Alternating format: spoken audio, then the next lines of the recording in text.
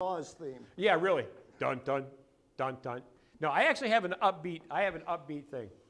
All right, let's get this show on the road. Okay. All right.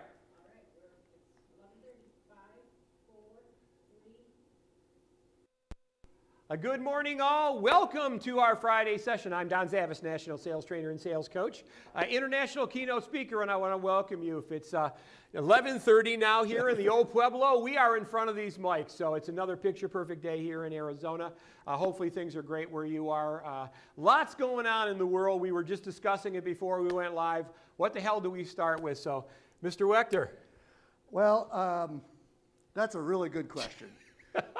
Because for the last half hour, we've covered an awful lot of ground just amongst ourselves. We have. Yeah, some of the best conversations don't happen on screen. We should probably record. Well, one of the interesting things that I learned that a lot of people are doing this week is they're separating when they're doing personal service work for people. Yeah. They're compartmentalizing the various different categories between labor and materials and overtime and all that kind of stuff. Yep. So because materials are going up in such a rapid rate, sometimes drywall, for example, can increase $1 in the middle of the week, or any other type of material. So contractors are now taking out their quotes and saying, all right, there's actually several portions of our quotes. There's our labor portion, which we kind of know is going to be for the course of the job going to be kind of okay. Materials, we have no clue because we have no control over. So the materials are a variable component of the quote to start to handle inflation and all the issues that are coming with inflation. And then there's other questions like when you need, other personal services like people, subcontractors or whatever to come in and help you out. So it's just kind of the whole quoting system now is changing. And we've always recommended 3 quotes, right? Absolutely. A good, better, best. Yep. And we'll give you all of them. But now it's a good 50-50. Yep. And a better 50-50. And a best 50-50. Everything. A question mark is going to be your favorite key on your computer moving forward. It's interesting because as John was right as we were talking. A lot of times we do our sales current events. We talk about, I don't want to say negative things, but I think that we talk about things that are impactful into the sales community for salespeople. Maybe as we kind of move forward, and we can talk about this offline, but maybe I'm gonna at least for my section, going to start to put a positive slant on it. And here's a positive slant that I have found, and it really comes back to a training component we talk about, and the language. So if you're writing notes, write this down. First comes awareness. First comes awareness. And I think what's happening because of the economy and conflicts in the world is that now everyone is forced to understand all of these things that before they didn't really care about. I'll give you a great example, right? So I'm talking to my 83-year-old mother, right? So, and this was yesterday, and we're just having a conversation, and somehow something came up in terms of economics, right? And my mom is talking, and she's talking about money we're sending overseas and interest rates, and I say, Mom, you understand that what you're talking about is the international debt market. Now keep in mind, my 83-year-old mother has never talked like that in her life, right? I mean, she was the original one that says if you got checks in the checkbook, you got money, right? The idea, however, is I think first comes awareness. So that's a positive thing I'm going to spin. Everyone now has been forced to look at all of these aspects of their life in the world that maybe in the past they may have overlooked.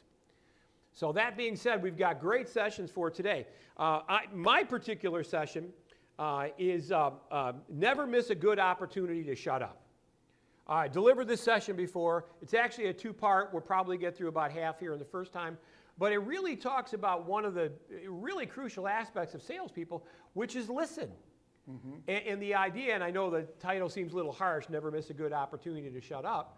But it really will help you codify and look and understand some of the things that really will help your listening and some tools that you can use as well. Following up on your awareness comment, people are not always aware of the fact that we do the predictive index here almost religiously, and with everyone we come in contact with and deal with. Well, the predictive index will also give you a genetic metric on your awareness scale. Absolutely. And so it can make you aware that you are naturally overly aware or naturally underaware. Underaware. Underaware. Yes. So me, for example, I'm naturally underaware. So in other words, when I have to increase my awareness, I have to be a deliberate soul to do that. And when an underaware person has to be a very aware person, well, that's a fatigue generator. That's something unnatural to us that are lower than the midpoint on the awareness scale. Right. So that's just something that another aspect of predictive index Absolutely. that we can do to help monitor and learn how to be better aware rather than less aware. Absolutely. That makes I, on the other side, I'm hypersensitive to changes in the business world. So things like stock market and those types of things. So again, there's no right or wrong. It's just what you are and who you are. So, Mr. Wechter, you have the comm, my friend. Okay. I was a couple of things before I get into.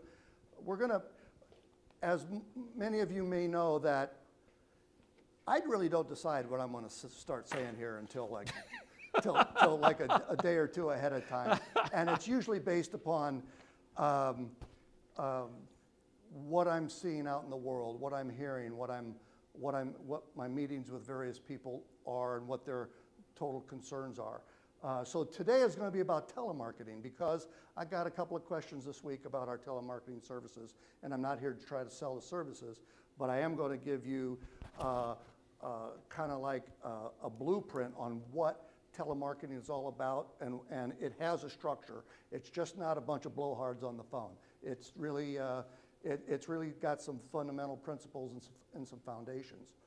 But I was asked a question yesterday by a business broker, and a business broker who is not ready to retire in any way, shape, nor form, but she's looking 10 years out, and she's wanting to think about bringing some sort of transitional element into her brokerage, so that she can start to mold and groom this another person that would possibly at some point in time buy out her share of her firm and continue her legacy going forward, and she can go off into the sunset at some point in time, 5, 10, 12 years out, something like that. And she found a person, and this person has a corporate background, but also when the corporate background kind of left, for whatever reason, I don't know, he went to a business coaching certification class. My guess is they're all over the place. Just Google them and you got them, And so he became a business coach, which is fine. Everybody needs a coach. Even coaches need coaches. And so, but her problem is she wanted me to actually send this guy a predictive index. And I know I'm coming back to predictive index ad nauseum, but it's kind of like my foundation. The reason is she couldn't understand this gentleman's fear to launch. They've had meetings after meetings after meetings, and they've kind of outlined it, and every time they meet, he goes into coaching her mode. And she's a complete go-getter. I mean, she's just energy 100% all day long, and she really likes this guy that she wants to groom, but she says he's got a fear to launch. And she doesn't know what to do about it. And so she's not a client of ours, and frankly, I don't even consider her a prospect. She's more of just a colleague, a friend, somebody that will do a better job getting us referrals than anything. But she wants help with the fear to launch. And the fear to launch is really, this person is so analytical about making sure that he understands her business so well before he makes a decision. So there's a perfection. There's a perfection issue. Procrastination. Procrastination, perfection. If it's not perfect, I can't get my arms around. I can't envision it. You know. So basically, he's a dreamer trying to be a visionary, and he's having trouble with it. And she's such a go-getter. She's getting very frustrated. So she's about ready to do the blow-up call on this dude. And so I said, before you do the blow-up call on this dude, because this is your future, this is your next 10 years, let's try and figure this thing out from a behavioral, genetic behavioral aspect. So, so that's another application of all the things that we can bring to your business, if indeed. Now, we haven't figured out what the deal is yet, because this conversation was first and foremost literally yesterday. So we're going to tackle that a little bit, and I'm going to do it more as a professional favor to a person I really respect. And dividends will, when we bring value without expectation, dividends will come back at some point in time. But also, her and one other person was asking about business brokerage, what she does, and I was talking to one of our clients in our 101 on Tuesday, and basically working the phones is still something people really don't want to do, and everybody doesn't have a problem confessing, oh, I hate the phones, I hate doing the phone thing. But anybody in real estate, anybody in business brokerage, anybody in commercial real estate will admit the best people in that industry work the phones. They just work the phones. That's what they do. And the people that don't do well don't work the phones. They just create everything about it to not work the phones. So we're going to talk about working the phones. And so telemarketing is really about what is telemarketing? Telemarketing is about listening. It's about building relationships. It's about basically, yes, prospecting or cold calling, but it's one of the tricks of telemarketing is trying to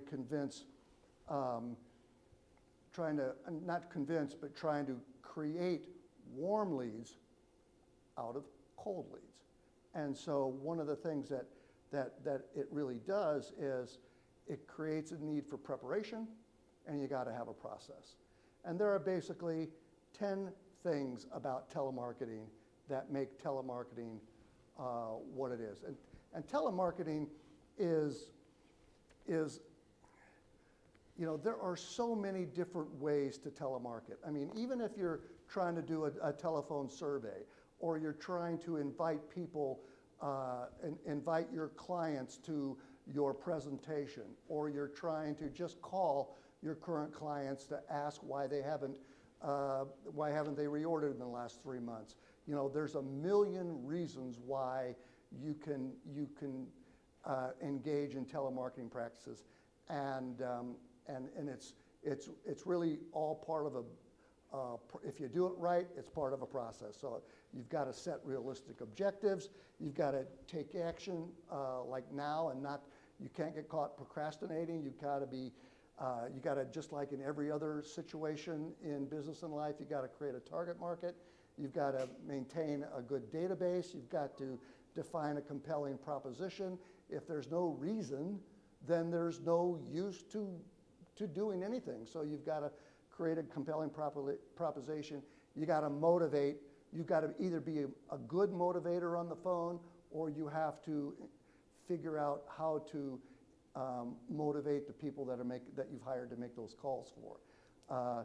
You've got to brief callers very, very well, so they've got to understand exactly what you want them to do for you, and you've got to record. You got to measure it. You got to have a success definition of success, And you got to be patient, you got to follow up. So we're going to talk about that all here right now. So number one, set realistic objectives. When you start a phone campaign of any kind, and it doesn't really matter what type it is, you've got to set some objectives. And we have religiously used SMART goals in our situations, and we do a different presentation on them. But SMART goals are just a very nice acronym to make sure that you keep 5 things going on in all of your goals.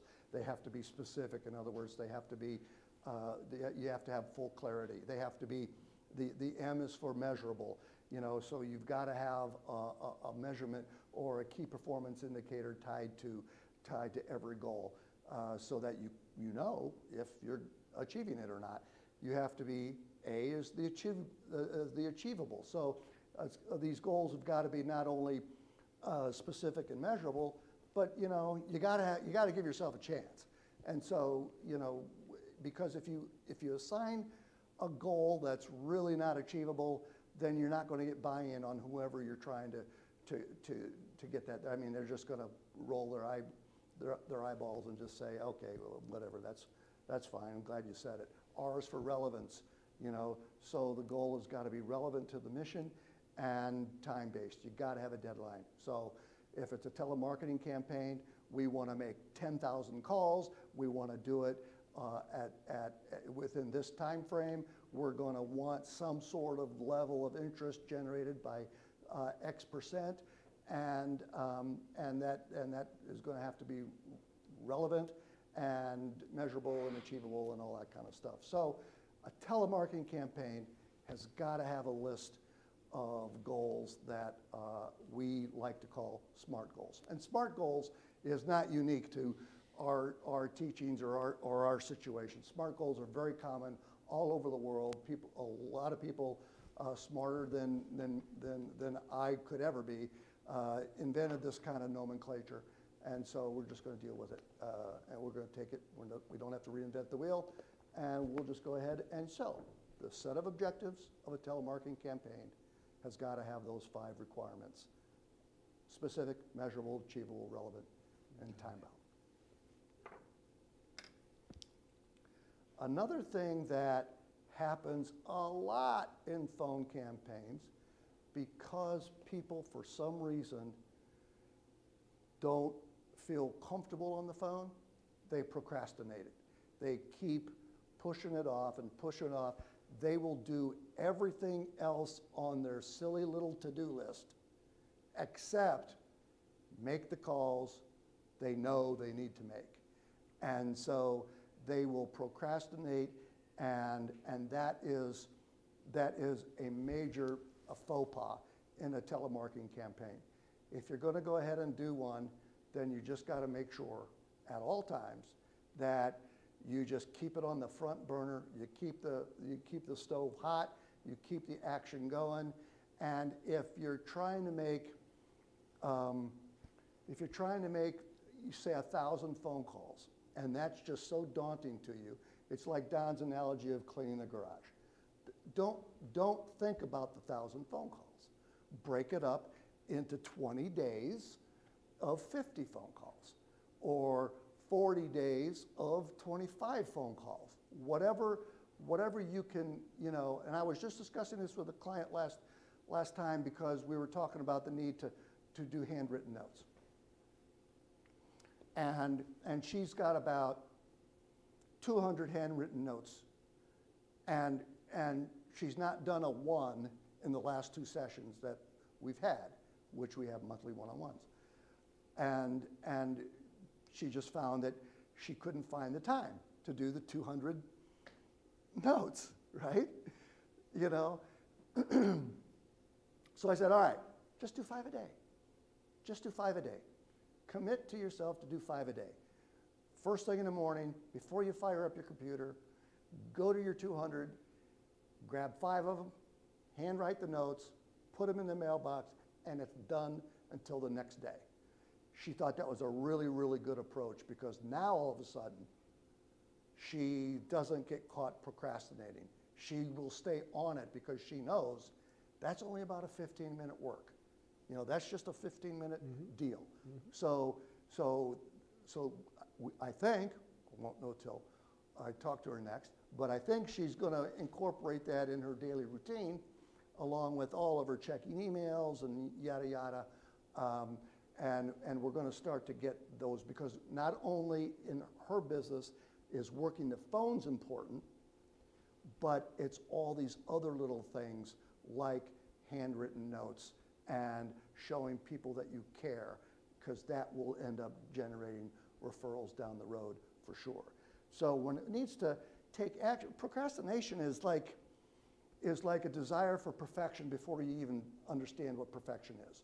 And so you have a desire to be perfect, and that's the reason why nothing gets done. So, one of the attributes, or one of the great things about what social media has introduced to us as a society is imperfection's is okay, So you have this video that's out there in your hand, and it's 30 seconds, and it ends up being a decent marketing piece for you. It's not perfect, but who cares?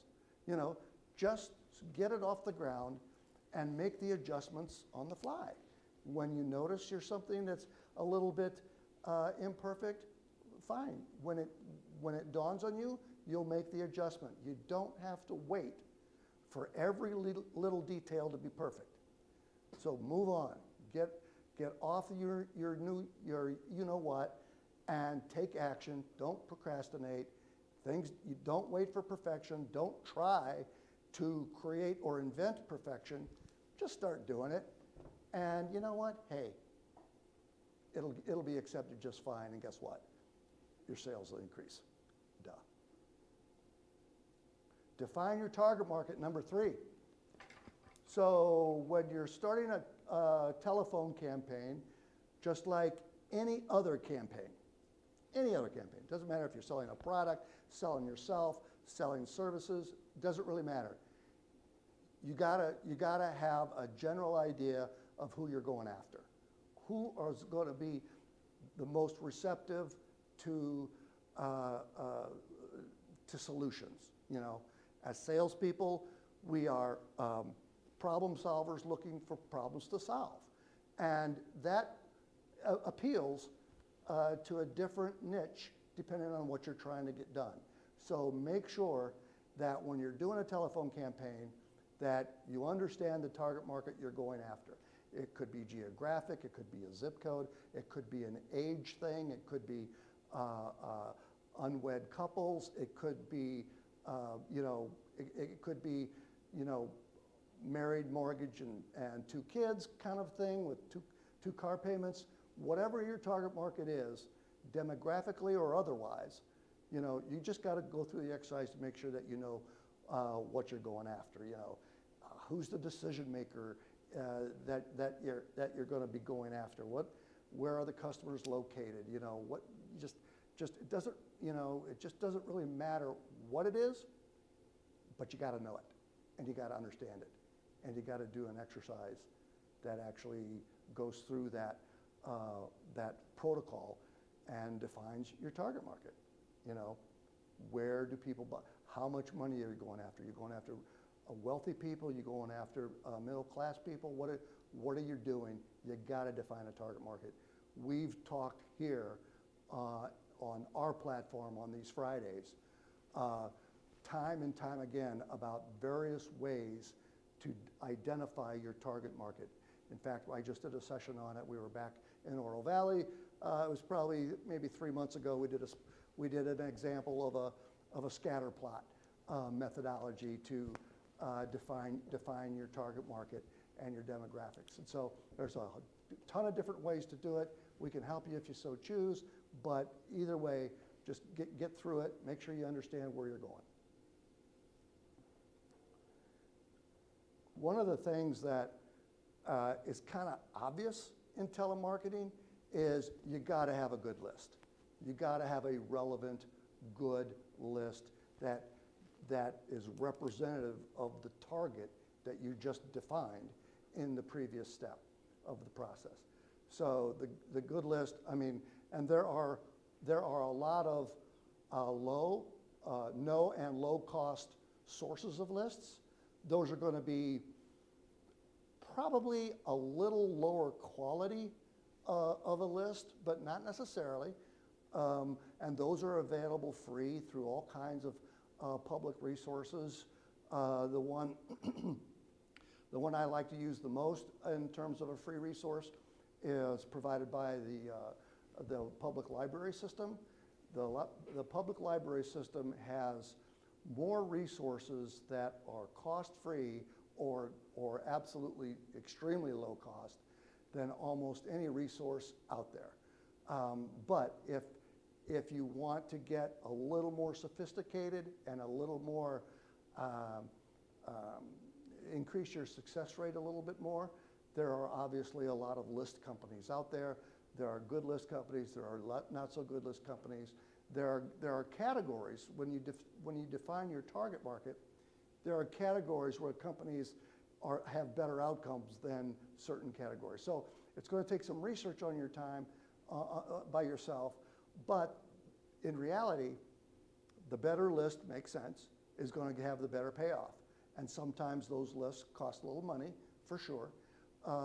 But you know what? If they make you money, it's worth the investment. And don't ever consider those things costs, because costs are just not, call it an investment. It's an investment of your time, of your energy, of your business, and it's going to have an ROI tied to it if you do it right and understand and appreciate the whole process.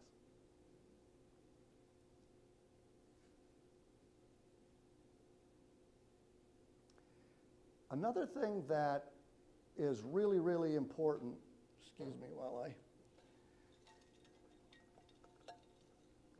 another thing that's really important is understanding the compelling proposition that you're trying to get done. So once you start and engage in a campaign, you've got to make sure that you have a compelling reason, a compelling issue, something that's very, very conveyable. And if you are the passionate person behind the campaign doing the calls, that's a little easier. If you are asking a service firm to help you with the campaign and to make those calls, then you've got to have a compelling proposition that's conveyable to the people making the calls. They have to feel as passionate and compelling about the offer you're making via the telephone as anybody. So we'll get to that a little bit in a couple of minutes. But you got to define a compelling proposition. So in other words, the person that picks up that phone and says hello, you've got to be able to strike right there with some sort of compelling question, some sort of compelling statement, some sort of glue, for example, because you only get one chance to make that first impression, and over the telephone, that's even more difficult than face to face. So you have to understand and be able to, with very clear messaging, what is it you're trying to solve? What is it that your business is doing? What is the purpose of the phone call? What is the purpose of the campaign? And how is your business, or how is your approach going to differentiate in the minds of that person answering the phone and saying hello? How are they going to recognize, well, this is different? How's that going to happen? It's easier said than done, but guess what? That's part of building the foundation of a good, solid, successful campaign. And that's not always it doesn't always just apply to some sort of telemarketing campaign. That's pretty much universal. You've got to give people and be able to recognize a compelling reason to buy, or a compelling reason to take you up on whatever offer you're given. If it's an offer of information, if it's an offer of opportunity, it's an offer of attendance, if it's offer to come to, your daughter's wedding, doesn't really matter. It's got to be compelling, it's got to be different, and that's one of the harder things that you've got to think through in terms of a telemarketing campaign. Number 6, you got to motivate the people that are representing you in your campaign. So in other words, we've all picked up the phone before, and we've all had these, you could just tell on the phone, they're just mega companies with, you could hear all the chatter in the background and all the keyboards clicking and all that kind of stuff, and the person has absolutely no idea. They're reading a script that they've never reviewed before. They have no clue about anything that you do, any of your passions, any of your desires, objectives, any of your values. They have no clue about your value system, you know. So when you're trying to bring other people into your fold in terms to help you with the campaign, you got to make sure that you educate your callers. You got to understand. You got to be able to convey the message to them as telephone callers, what your passion is, what you're trying to get done, you know, how to maintain a high energy level, a high interest level, you know, consistency from call to call, and how to compartmentalize. When you're involved in a campaign that is ineffective, it's because there's no compartmentalization between each and every call. Because the proper campaign understands that this call is the only call. And it's a one-on-one situation between you and the other person on the phone. It's not a residual from the last call. It's not a prelude to the next call. It's the now part. The previous calls don't mean crap. The future calls don't mean crap. The only call that matters is the call you're on right now. And that person has got to be able to compartmentalize each call independent of one another and realize when we end one call and go to the next call, we are dealing with, yet again, another valued human being that demands your full cooperation and attention. So when it comes to motivating your callers, part of the education about your energy and your passion and all that kind of stuff is also an education on how to differentiate each call among itself. It's not 200 calls that we're going to make in a couple of hours. It's one call 200 different times with 200 different human beings that take 200 individualized conversation. So you got to make sure that your callers know that.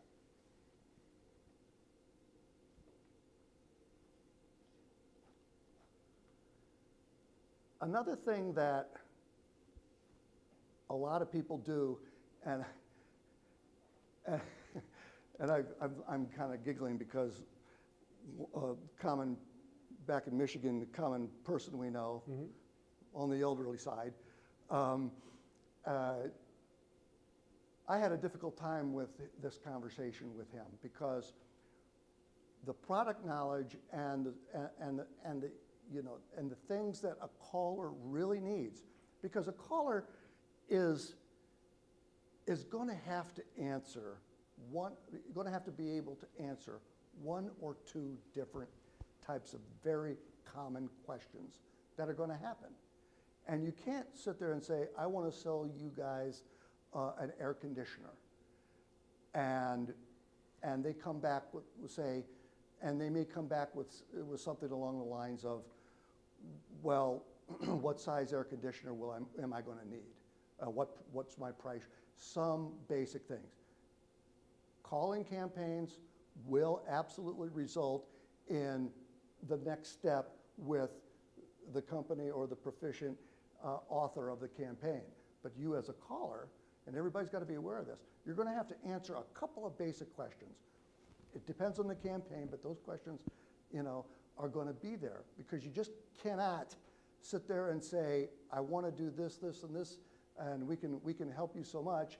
They'll come back and say, well, how are you going to help me? Well, the caller has got to have some sort of informational response to that. And, and, and, and, and unless you sit down with your callers and educate them on the product and the service, you don't have to spend 10 hours with them. You just have to make sure that they can understand a couple of basic questions that you, being in the industry, know will come at them. So you've got to make sure that they are empowered to do that. And so you've got to be able to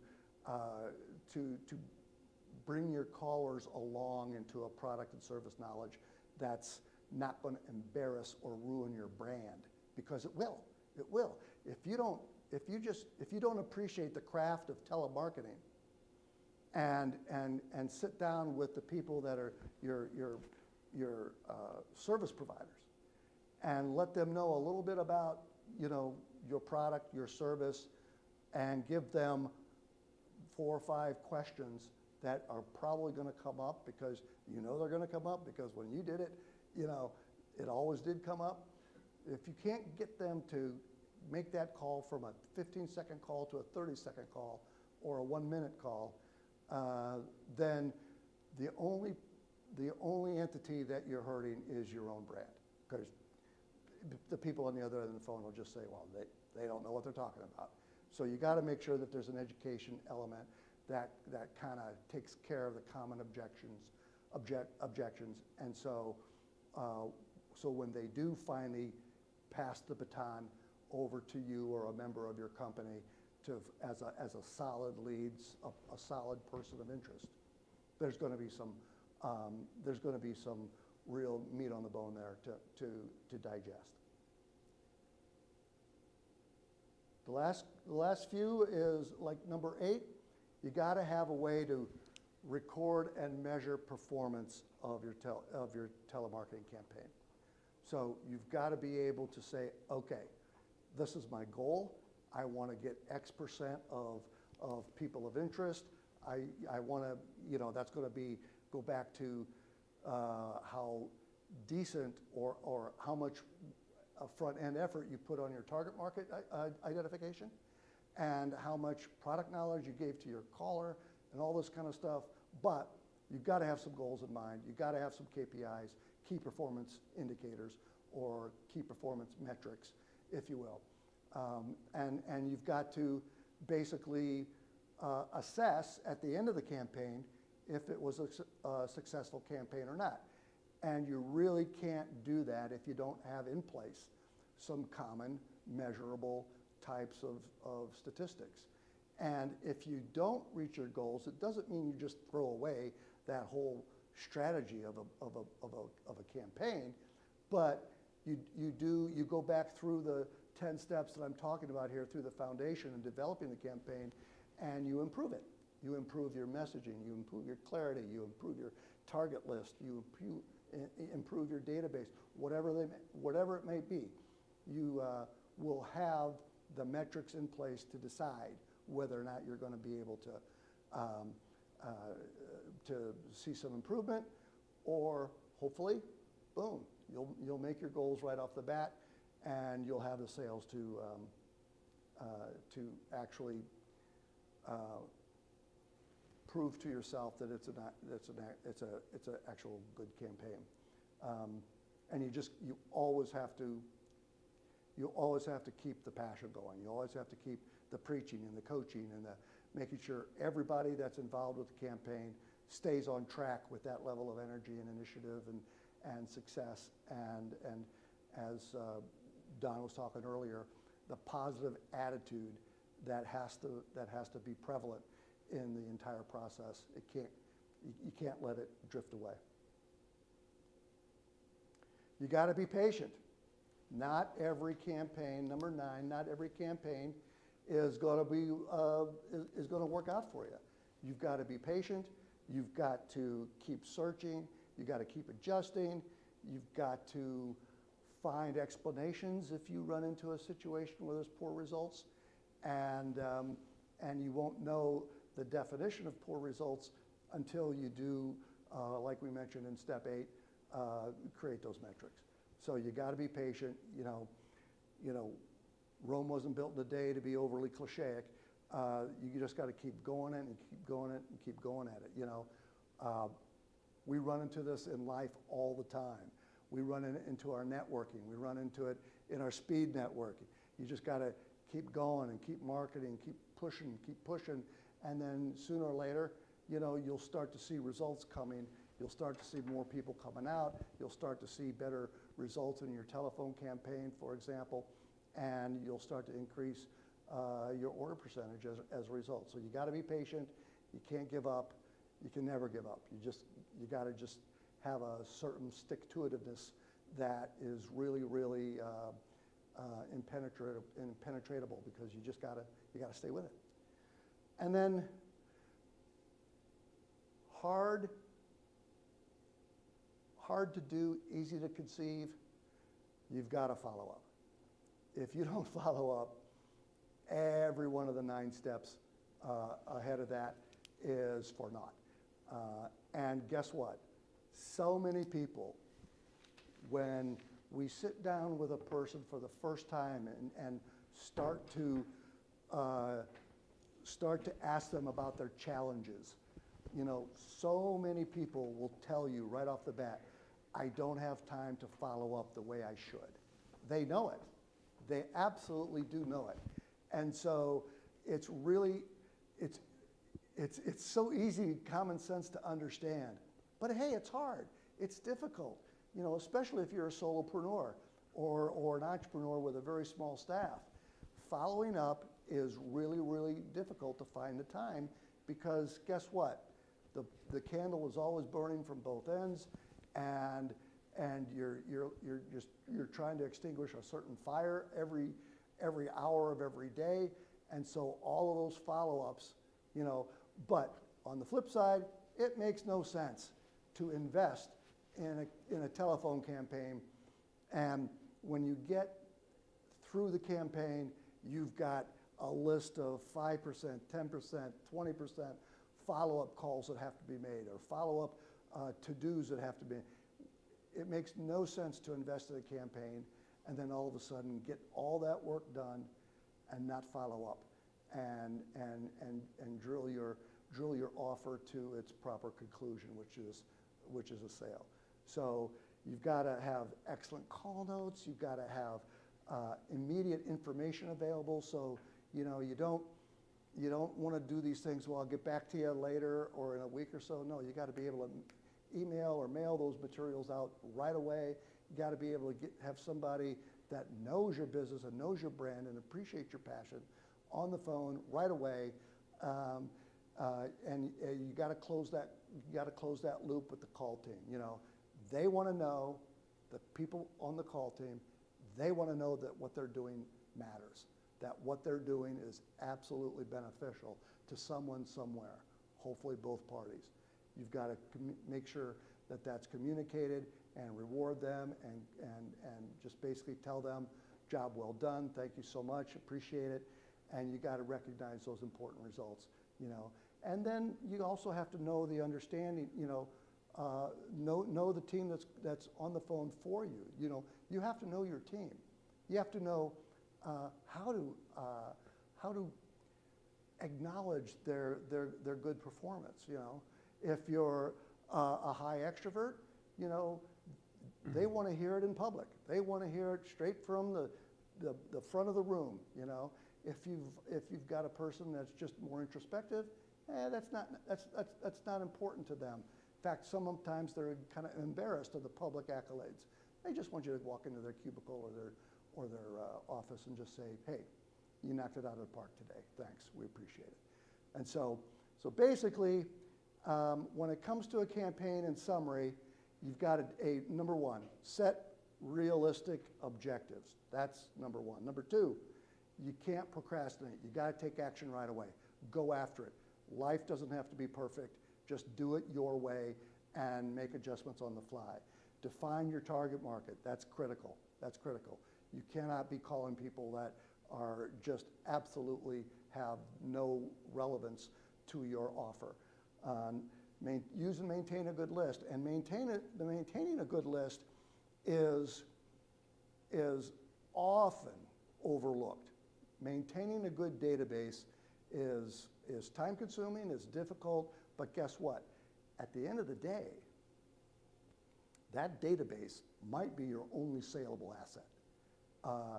If you decide at some point in time to move on to a different company or a different type of project, that list, that database that you own, quote unquote, is going to be really, really important to any business's valuation. Define a compelling proposition. Make sure that you got something to sell.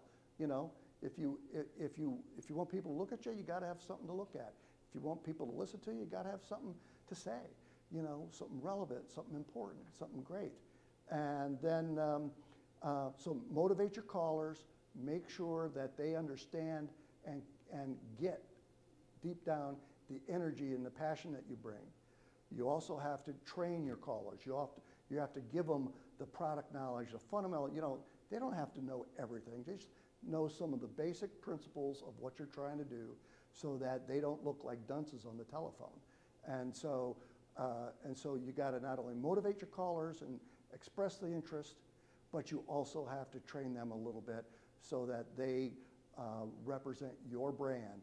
Because at the end of the day, the caller's not going to fail necessarily. Your brand is what's going to be tarnished. So you got to make sure that you motivate your callers, you brief them well, you have performance metrics in place that you can make a decision as to whether or not it was a fruitful campaign or not. You've got to be patient. You got to make adjustments. You got to make sure that you just don't, because the first crack at this didn't go well. You just, you know, you can't give up. You just gotta tweak the process, tweak what you're doing, increase some of the things that we just talked about in steps 1 through 8, and then finally, after you get all of this stuff done, you got to follow up on a very timely basis, because people aren't going to remember that phone call 24 hours from now. They're just going to not. They're not, and they're going to sit there and say, if you decide to bring additional information to the party a week later, it's over. You've just blown your investment on your campaign. So that, in a nutshell, is the fundamental process for how to develop a telemarketing campaign. And that's my story. I'm sticking to it. And it's a great story, by the way. And I will tell you, I love dialing for dollars. I tell people all the time, email and texts are only utilizable when you absolutely can't positively do a phone call. A phone call is the absolute best thing to do. So thank you, John. Excellent as always. My session is going to be never miss a good opportunity to shut up. Now, not surprisingly, it's going to be a listening session. But I like to start this session with a story. So I'm going to go kind of a long way to make a point, but I think you'll get it in the end. I think anyone who's known me for any length of time knows that I came from Michigan. And one of my favorite places on earth is northern Michigan. And one of my favorite times to be in northern Michigan is in the fall. And when I was a much younger man, always enjoyed hunting, fishing, things of that nature, outdoors in general. I always naturally gravitated to that.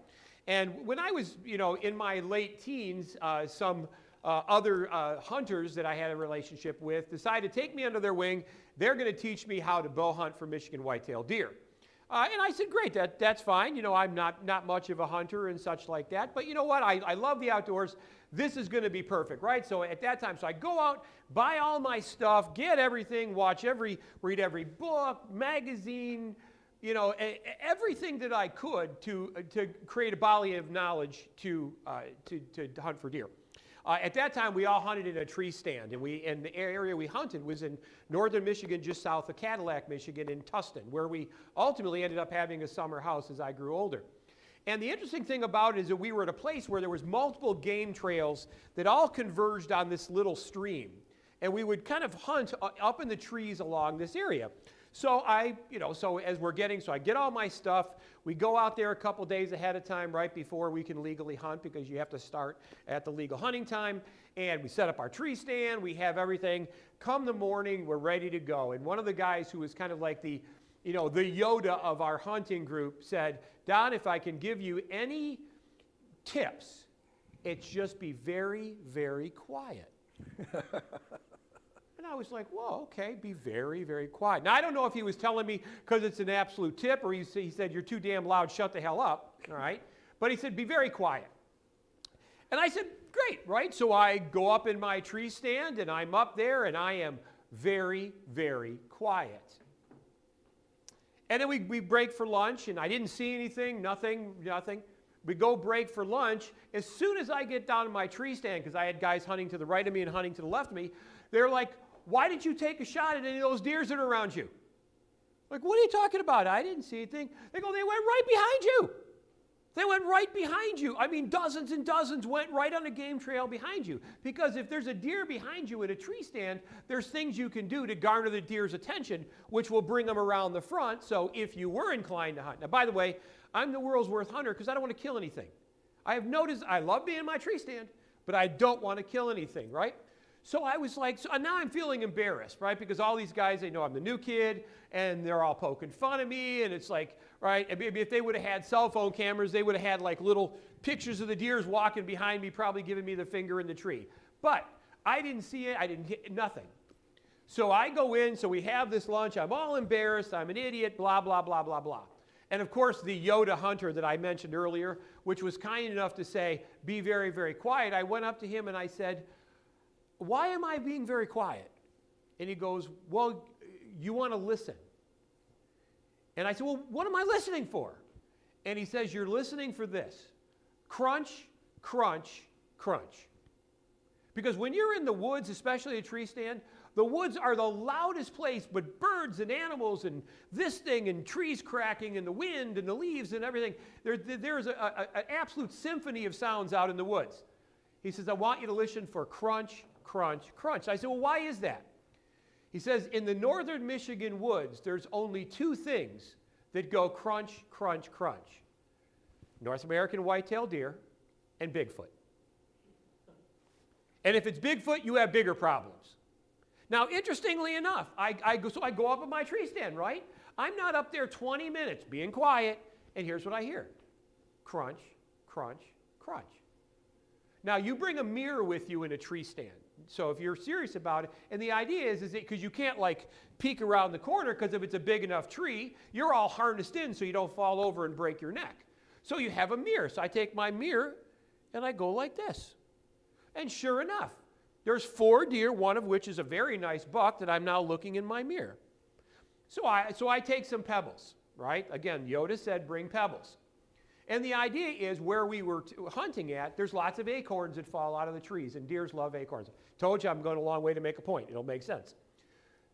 I throw the acorns, what they think is acorns, it's really just pebbles. Of course, all the deer thinking they're falling acorns, all come in front of me. There is this picture-perfect trophy whitetail, 8-point, not 30 feet in front of me. I have my bow in my hand. Do you know what I said? Deer, get out of here. These other guys are going to shoot you. Right? I'm like, shh, go, go, go, right? Sure enough, they whistle off and everything like that. Now, I will also say, by the way, now when I hunt in my tree stand, when I'm fortunate enough to go back, I take cigars with me, I take coffee with me, I take my CD player with, of course, with Ted Nugent music on, right? Ted Nugent, archery kind of goes hand in hand. I have no desire to kill anything, but I love being in my tree stand. I'm going a long way to make a point because I now knew what to listen for. I had a similar situation happen many years after that when I started professional coaching and training. And I was doing a session on listening, and I had a person come up to me afterwards and say, what am I listening for? I listen all the time, but what am I listening for? And I was immediately taken back to the northern Michigan woods. She didn't know what to listen for. She was just listening, but she wasn't used to listening for. So I said, well, let me ask you a question. Normally when people hire you, what's the problem that you're solving? Right? Now at that time, because she did things with inks and colors and newspapers and such like that, she said, well, they'll say that the ink bleeds or that it's not vivid or it's any one of these other things. I said, that's what you're listening for. When you're listening and you're having a conversation with a potential buyer, that's what I want you to listen for. No different for me being in my tree stand listening for crunch, crunch, crunch. We all have a version of that in our own world. We all have a version of what I'm listening for. In my world, it's I'm not making enough money. I'm not selling enough product. Our profits are too low. That's what I listen for. It's no different than a mother that is in a room with 50 kids. You could have 50 kids in a room, and a mother will be able to pick out her child's sound out of the cacophony of those 50 children. That's what you are listening for. And as soon as I started to introduce the idea of what you're listening for, people got it. They got it because now I'm not just kind of randomly saying, just listen. Now I'm saying, I want you to listen for this. No matter what you hear, when you hear this, it's on. Whatever this is, when you hear it, it's on. You've got something actionable. So I'll take it one step further. So anybody who's read the Stephen Covey book, 7 Habits of Highly Successful People, one of the habits is begin with the end in mind. And what that means is know when you're done. Most people don't know when they're done, so they sell and they sell and they sell and they sell and they sell. Even though the person has told you a half hour ago what it's going to take to close them. But you weren't listening. You didn't know what to listen for because when they said it, it just went right over your head. You kept selling. Begin with the end in mind. Know what you're listening for. When you understand what you're listening for, it becomes that much easier. Then you know you have something. And we often talk about the idea that if I'm not going to make a sale, when do I want to find out? And the answer, of course, being right away. I don't want to waste time with somebody that I'm never going to make a sale to. Never miss a good opportunity to shut up.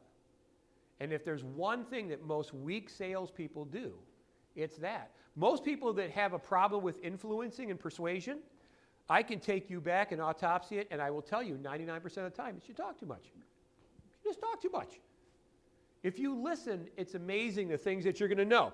So if you haven't read the 7 Habits of Highly Successful People, I want you to read it. Begin with the end in mind. Begin with the end in mind. I want you to know when it's done. I want you to know when you've listened enough that you hear whatever it is that triggers you into it. It's my crunch, crunch, crunch in my northern Michigan hunting story. It might be, as I said, in my case, it might be, I'm not making enough money. In her case, is my inks bleed. They're not vivid. When she hears that, it's on. Now you have something actionable. Let's keep going. Number 2, never answer the unasked question. The unasked question. Never answer the unasked question. Let me tell you what that means by way of illustration. I'm working with a company, and they're doing a sales presentation. They had hired me, and I was just sitting in. I introduced myself, got a little place in the corner. I said, I'm really only here to kind of evaluate what they're doing. They knew about me ahead of time, so they had no problem with that. And as the conversation is going by, it was very clear that they were very happy with the presentation. In fact, they already said, okay, how would we get started? Let's get the paperwork rolling, stuff like that. And the salesperson said this, I bet you want to know why we can do it so cheaply. Now, they didn't ask, can you do it? How can you do it so cheaply? And this is what the person said. Well, we ship all of our creative offshore. Now, this was a union shop. And what do union shops hate more than anything? The idea of work being shipped offshore. And then this is what they said. Well, we really want to do business with a company that's 100% in the United States. They lost the sale because this person opened their mouth and asked the what? The unasked question. They never asked you this question. You had no reason to answer it. If they would have thought, pick a good time to shut up, that might have been it. Take the money and run. Never answer the unasked question. If someone asks you a question, answer it. Don't answer questions. Don't forward information that's not going to help you. We're going to move quickly on this, by the way. Number 3, tap 3 times. Tap 3 times. What tap 3 times means is if somebody asks you a question, if the answer to that question could possibly hurt you, I want you to stop and think about it for a moment. Let me give you an illustration. Say, for example, you sold furniture, and you had a family come in, right, husband, wife, and the kids, and they're looking to buy a couch. They said they wanted to spend $1,000, and as you're walking them through the showroom, they happen upon a couch that they like. And this is what the wife asks you. Does it come in blue? Now there's an answer to the fact whether it comes in blue. Generally, it's going to be a yes or a no. Yes, it does. No, it doesn't. But if the answer to that question could possibly hurt you, so for example, if the answer is no, that could be a problem. The tap 3 times is just that. I'm going to tap 3 times. My fingers, my toes inside my shoes under the table. I'm going to tap mentally. I'm going to click my teeth. I'm going to tap my markers. I'm going to do 3 taps of something concealed from the client. They're not going to see it. All they're going to see is what we call thoughtful pause. That thoughtful pause is me contemplating their answer and determining my next answer, statement, or question, how I should handle it. Here, I may decide when it comes to blue and say, you know what? I'm not exactly sure. All of the showroom models that we have are in red. But I get the sense that having a blue couch is important to you. Is that the case? Now, I'm never saying I don't want you to lie, cheat, or conceal. I would never teach or coach you to do that. But what I'm telling you is there's times where the answer to a question could potentially hurt you. I want you to tap 3 times, mentally or otherwise. Why? Because it's a good opportunity to keep your mouth shut. Don't shoot yourself in the foot. More times than not, you will talk yourself out of a sale. Let's keep going. Silence is your friend. Silence is your friend. Silence is your friend. Silence is your friend. This black guy's getting kind of crappy here. Silence is your friend. Have you ever gone to your doctor, right? If I was a doctor, I'd have to have a goatee. And the reason for that is because when I watch somebody do this, damn, they just seem smart, right? When they go, as if pulling on your chin like sucks the knowledge out of your brain and brings it to your mouth and such. No. But people that are smart don't talk a lot. And you know why? Because they're not going to say something stupid. And yet we as salespeople believe that the more we say, the more words we throw out into the world, the better our selling chances are. Back in the 60s and 50s, the prevailing sales logic was, if I threw enough against the wall, some of it's going to stick. I will tell you in 2022, that's not the plan. Silence is your friend. It's okay to think about it. It's okay to be unsure. It's okay to say, you know what, I'm not exactly sure. Let me check on that. Or just stop talking. When you answer a question for someone, you ask them a question, honor them by allowing them the time and the space to answer the question. But salespeople hate silence. The idea that, and you can see the beads of perspiration, right? The whole idea that silence hangs in the air and you hear the clock on the wall, tick, tick, tick. No, no. I often tell people, if you play tennis, where is the ball when you lose the point? And the ball is in my court when I lose the point. So my goal is to have the ball in the prospect's court as frequently as possible. Question, statement, phrases, things of that nature. I want to keep the ball in their court as frequently as possible. Because as a good salesperson is always in a round room. A good salesperson is always in a round room. Now, why do you think it's important as a salesperson to be in a round room? Well, what can't you do in a round room? You can't paint yourself into a corner. And many salespeople, again, they're the mechanism of their own demise. They say things too quickly, they overinflate, they overpromise, they underdeliver, they set unrealistic expectations because they don't want to tell them things that they think might be identified as derogatory or things that may not, in their mind, rightly or wrongly, develop and propose and help the sales process. That's not the case at all because they're in that round room. They never make what's called positioning statements. A positioning statement, Positioning positioning statement. A positioning statement is something that puts definitive information. That says positioning, by the way. I'm not even sure if that's how it's spelled, but that should say positioning. The idea of a positioning statement is if you make an assertion and you determine that the value of that assertion in somehow or another affects you. Here, give me an example. Say, for example, I'm a plumber, and I go out to somebody's office and I say, we have 10 trucks. And I make a big deal of the fact that we have 10 trucks. If a plumbing company has 20 trucks, they're now better because they have more trucks than me. If I have 5 offices and I make a big deal about my 5 offices, and my competitor has 10 offices, right? If I have 50 employees, the person that has 100 employees seems better than I do. Those are positioning statements.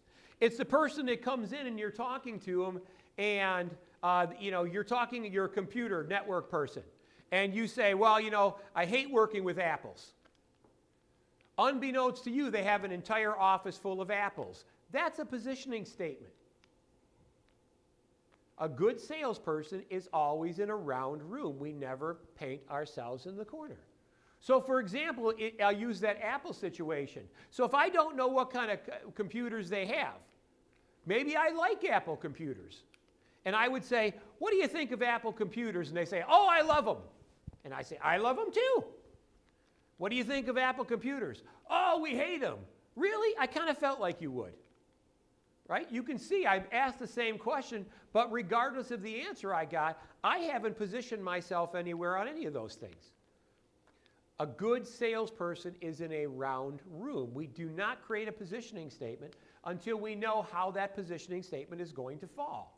When the person says they love Apple computers and you love Apple computers, well, then it's perfect to have that conversation. And yet so many people, again, you be a computer person, and the person comes to you and says, I'm terrible on social media. And you say something flippant like, well, that's why you hire me. Well, by de facto, what you're telling them is that you agree they're terrible on social media. Here's what I would say. You know what? You're probably not that bad. You're probably not that. You're probably exactly where you should be. Right? Most of the people that I do business with are doing the best that they can. But they're doing the best they can. That's why they bring me in to try to make it better. So you're probably doing the best that you can. Soft spot to land. Again, no positioning statements. I'm always in a round room. I'm never going to cast an aspersion. I'm never going to plant my feet. I'm going to be very flexible until such time as I know exactly what's going to happen. By the way, we find out what's going to happen because questions are magic. Questions are magic. But it's not just questions. It's the right questions. If you want better answers, ask better questions. Questions that are crafted and created and worked on and developed. Most people get crappy answers because they ask crappy questions, where even if the person answers them, it makes no difference. When are you looking to make a purchase, Mrs. Jones? Oh, I don't know, as soon as possible. Well, I will tell you, to my daughter when she was 6, as soon as possible meant that minute. Now my daughter at 32, you know what as soon as possible means? Whenever I get around to it. Whenever I get around to it. Same person, 2 different interpretations based on age. Soon as possible has no teeth. There's no expectations. There's nothing definitive about soon as possible. So I said, so Mrs. Jones, is it your goal to make a purchase by this Sunday? That has teeth, right? Because the answer to that is yes or no. Then I can take the next step. So if she says yes, great. Now I know that she needs to get this by Sunday. If she says no, I said, do you have a definitive date in mind when you needed to have this? That's a crafted question. That's a question where the answer actually gives you some value. So if you want better answers, ask better questions, but questions are magic. Why? Go back to my tennis theory. Where is the ball when I lose the point? If the ball would be in my court if I lose the point, if I say something stupid. If the ball's in their court, they're giving me all the information I need to know in order to make this effectual. I'm going to try to get through this all in one day today. The 70-30 rule. I love this, by the way. 70-30 rule. What that means is that we talk 30% of the time, they talk 70% of the time. But in an hour appointment, that doesn't mean that we speak for the first 20 minutes. We don't start for the first 20 minutes. That's why we ask questions. We ask good questions, thought-provoking questions that end up giving us feedback that is worthwhile, that is actionable. You know, I've heard people say that you have, 2 ears and 1 mouth. You know, use them in that same percentage. I guess I would say that, 2 to 1, that makes sense, right? That's about 30%, about a third. So the idea on listening, there's never miss a good opportunity to shut up, because if 70% of the time you're listening and 30% of the time you're talking, there's a good chance that you're going to hear things that will help you in your selling process. If you listen, everything becomes easy. Going back to my illustration about my being in my tree stand.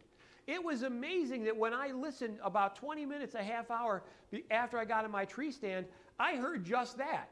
Crunch, crunch, crunch. Hoping it wasn't Bigfoot, but I heard the crunch, crunch, crunch. And at that moment, every other sound of the forest stopped in my mind. I didn't hear the birds. I didn't hear things falling. I didn't hear the wind in the trees. I didn't hear the branches crack. I heard crunch, crunch, crunch, which now put me in, right? Game on. It's exactly the same in your selling situation. When you hear those words, game on. Let's keep going. I want to make sure that we get this. We're going to have to pass that. Okay. When you think of, and I'll go back to silence and listening. And I think that there's some great, a lot of people, coaches and trainers, tend to like to use testimonials, phrases. A lot of very learned people have quotes. You'll see them a lot. When people write a book, there seems to be a big thing about, open the chapter with some kind of quote from a famous person. There was one, though, that the Dalai Lama said that I really, really like. And if you haven't looked and read about the Dalai Lama, fascinating about what they think that he is and how he perceives in the world.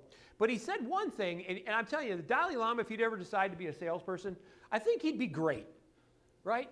He really would be great, because he just lays back there as, legs are crossed, he's wearing a dress, and he's just like, tell me how I can help you. Right? And people come in, it's like, Dalai Lama, tell me the meaning of life, blah, blah, blah, blah, blah. But I think that if you were the Dalai Lama, you'd be like the greatest car salesman in the world, right? What kind of car do you need today? And people would do it. But anyways, what the Dalai Lama said, when it came to listening, because so much of that religion or the world of the Dalai Lama was listening. And he would say things like, the universe will tell you everything you need. Right? Before you need to make a big decision, just stop and just say, universe, what do you think? But he said something specifically about listening that I thought was important enough we actually added in this session. And the Dalai Lama, this is not me, this is the Dalai Lama, this is serious biz, right? Dalai Lama says, if you talk, you just hear something you already know. Well, that makes sense, right? If you talk, you hear something you already know. But if you listen, you may learn something new. And because so much of the Dalai Lama and that particular religion is learning, right? A lifetime of learning, lifelong learning. It's not surprising that the silence that you hear in those areas is because everybody is taking everything in. They're learning. It's like a child. Now, I don't know that and I heard this statistic now because I have a almost 2-year-old grandson, an almost 1-year-old grandson, and my daughter's 4 months pregnant. I had heard, and she had told me, that you will learn 90% of what you're going to know in your lifetime by 5. And at first I thought, oh, that can't be true, right? But then I thought, by 5, look at all you know. Literally, you know animals and colors and words, and maybe not every word in the world, but you know a lot of them. You know this and that, and you know what things are called, and in the rest of your life, you're just filling in that relatively small percentage, even if that's wrong. Even if you say it's 75% you learned in the first 5 years. Think of how much knowledge you accumulated at the beginning of your life. The rest of your life, you didn't really add that much to it. The university, the schools, life experiences, work, you never really, because you knew your colors and all, blah, animals and all things going through that. But the thing about kids is they listen. And when they don't know something, they ask. My daughter's favorite word at 2 was why. Put your jacket on. It's raining outside. Why? Well, because, the rain. Why? Well, because, when it comes and the rain falls, why? Finally, it was like, okay, the water molecules attach themselves to the dust particles. They collect together by static electricity up in the atmosphere. When the water molecules get too heavy that they fall down before rain, she goes, thank you.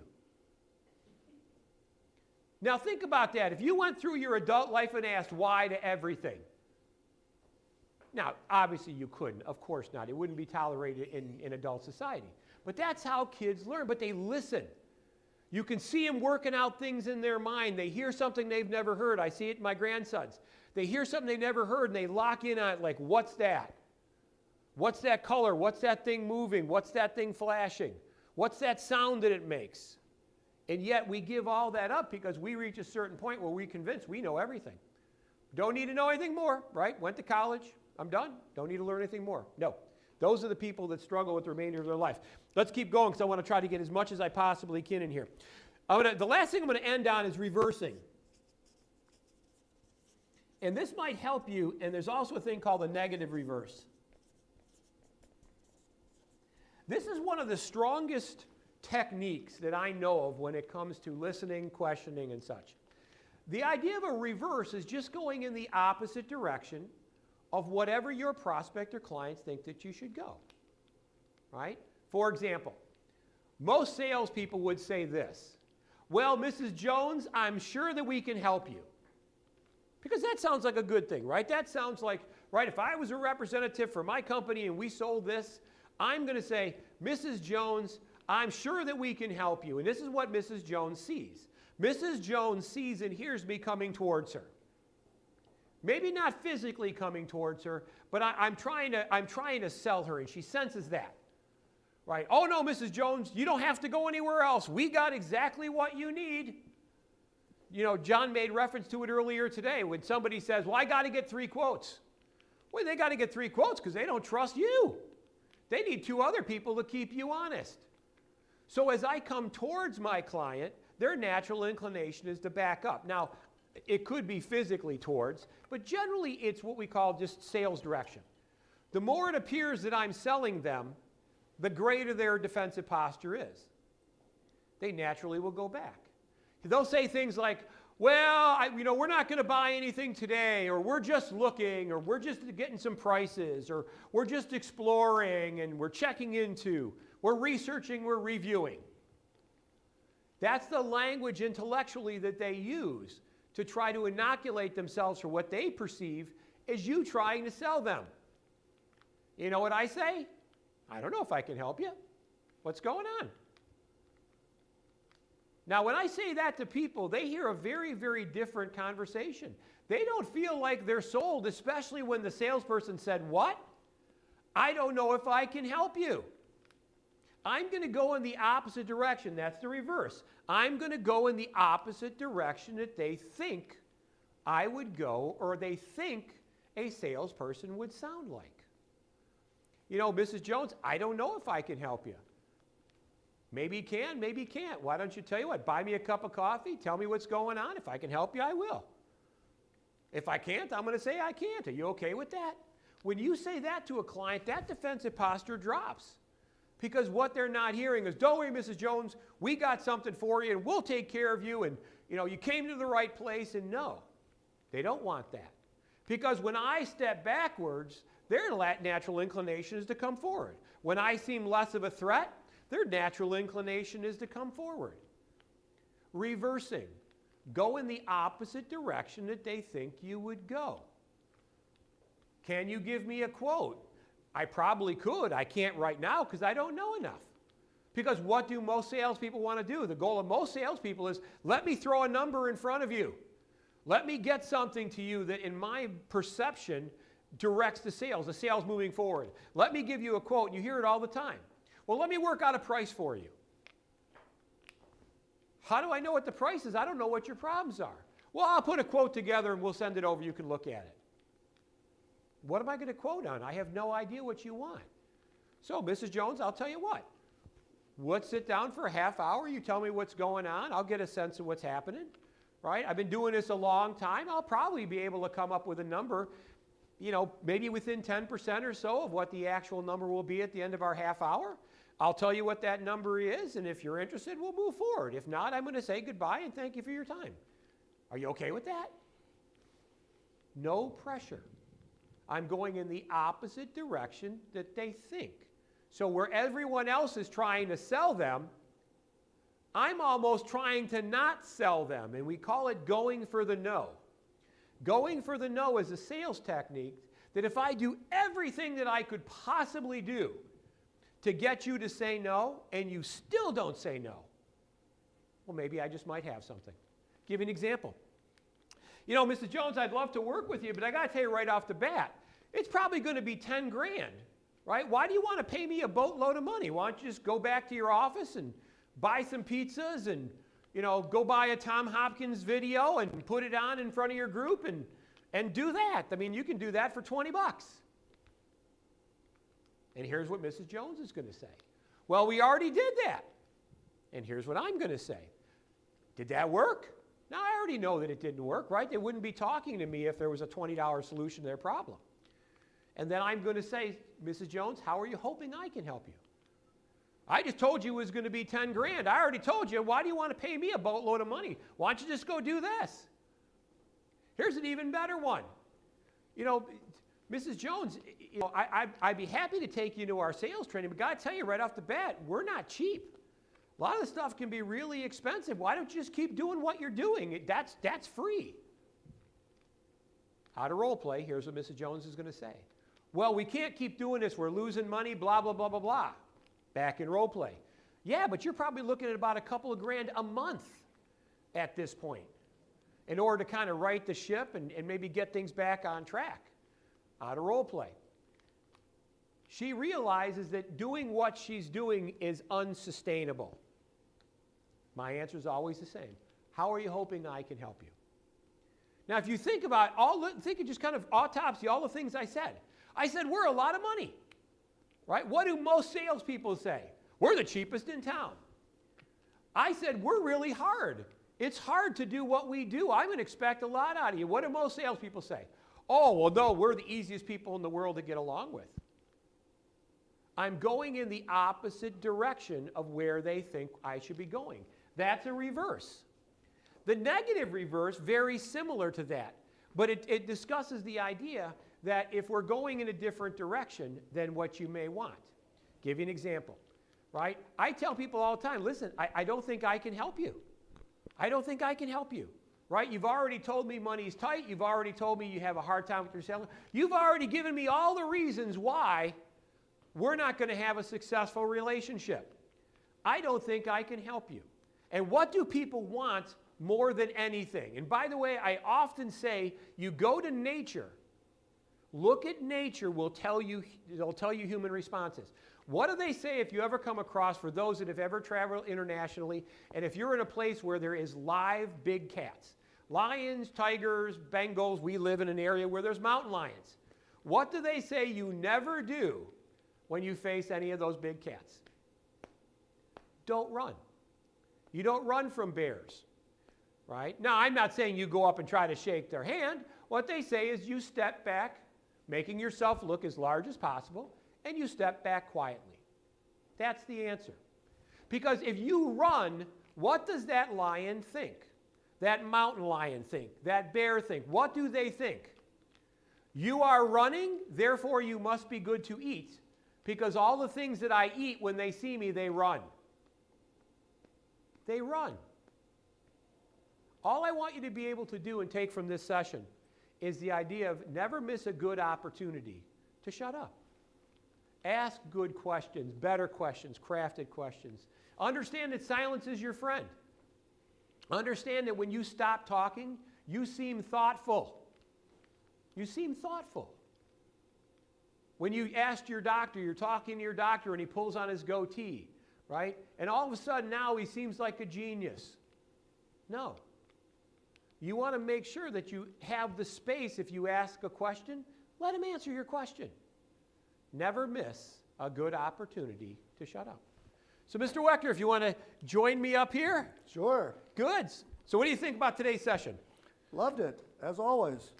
It's, you know, we talk about creating a listening environment. Mm-hmm. We talk about it all the time, and that if you want a better answer, you have to ask a better question.